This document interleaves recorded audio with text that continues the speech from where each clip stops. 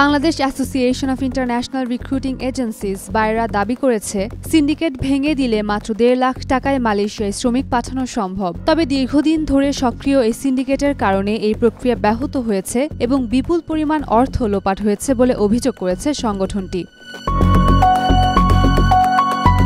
সোমবার 21 এপ্রিল প্রবাসী কল্যাণ ও বৈদেশিক কর্মসংস্থান মন্ত্রণালয়ে এক স্মারকলিপি প্রদানকালে বাইরার একটি প্রতিনিধি দল এই অভিযোগ তুলে ধরে। প্রতিনিধি দলে উপস্থিত ছিলেন বাইরার সাবেক সিনিয়র ভাইস প্রেসিডেন্ট রিয়াজুল ইসলাম, নোমান চৌধুরী, সিনিয়র সদস্য খন্দকার আবু আশফাক এবং বাইরা নেতা ফখরুল ইসলাম। স্মারকলিপিতে দাবি করা হয়, সাবেক ফ্যাসিবাদী সরকারের প্রত্যক্ষ মদদে গঠিত একটি সিন্ডিকেট মালয়েশিয়ার শ্রম বাজারে একচেটিয়া নিয়ন্ত্রণ প্রতিষ্ঠা করে হাজার কোটি টাকা আত্মসাৎ করেছে। বাইরা দাবি করে, সাবেক মহাসচিব রুহুল আমিন স্বপন এবং মালয়েশিয়ায় বসবাসরত বাংলাদেশি বংশোদ্ভূত দাতুশ্রী আমিনের নেতৃত্বে গঠিত সিন্ডিকেটে জড়িত ছিলেন দেশের একাধিক প্রভাবশালী রাজনৈতিক নেতা, সাবেক মন্ত্রী ও আমলারা। বাইরার তথ্য অনুযায়ী প্রতি কর্মীকে মালয়েশিয়া যেতে হলে 4 থেকে 5 লাখ টাকা ব্যয় করতে হয়েছে, যার মধ্যে অতিরিক্ত 1,52,000 টাকা ছিল সিন্ডিকেট কর্তৃক আরোপিত অবৈধ চাঁদা। এর মধ্যে মালয়েশিয়ার অনলাইন শ্রমিক ব্যবস্থাপনা পদ্ধতি FWCMS এর নামে আদায় করা হতো 5,000 রিঙ্গিত, যা সিন্ডিকেটের অন্যতম হোতা রুহুল আমিন স্বপনের নিয়ন্ত্রণে ছিল।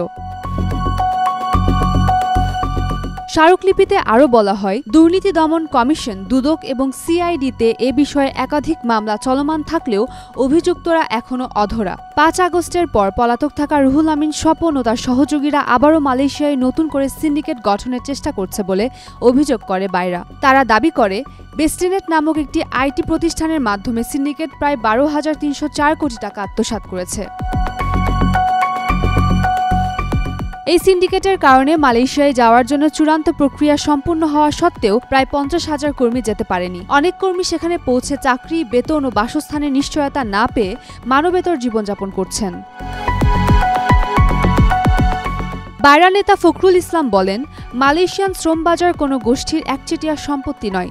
সকল বৈধ রিক্রুটিং এজেন্সির জন্য উন্মুক্ত করতে হবে এবং কম খরচে কর্মী প্রেরণের ব্যবস্থা নিশ্চিত করতে হবে। তিনি আরও বলেন, আসন্ন জয়েন্ট ওয়ার্কিং গ্রুপের বৈঠকে পূর্বের সমঝোতা স্মারকের বিতর্কিত 2টি ধারা বাতিল করতে হবে এবং বিতর্কিত FWCMS পদ্ধতি বাতিল করতে হবে।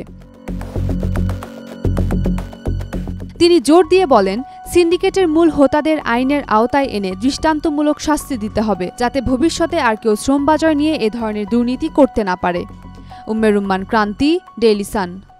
Follow us on Facebook. Subscribe our YouTube channel.